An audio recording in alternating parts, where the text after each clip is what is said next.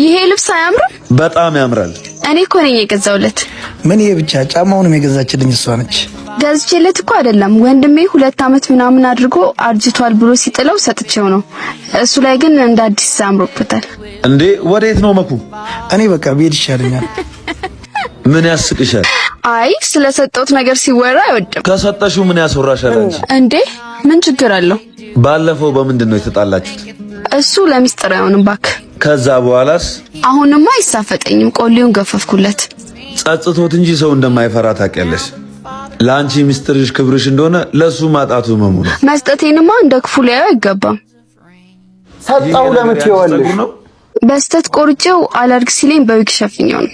ስተትሽን እንደምትሸፍኙ መልካምነትሽን አታስጩ። ያፍ ደግ አትምሰይ። ባቢ ብሩን አስገብቻለሁ። እሺ መኩም ባንክ ቤት ነው። እሺ ምንድነው? የዚህ ሰፈር ልጅ ነው። በየሳምንቱ ከምናገኘው ገቢ ላይ ለገዳማት ማሰሪያ እንልካለን። እኔ ስለምረሳ እያስታወሰኝ ነው። መኩ ታዲያ ከየት አምጥቶ ነው የሚረዳቸው? የሰጪውን እንጃ፣ ለተቀባይ ግን የሰጡት ሁሉ እኩል ነው። በተለይ ለፈጣሪ ቤት ሲሆን ሚዛን የለውም። ነግሮኝ አያውቅም ብዬ ነው።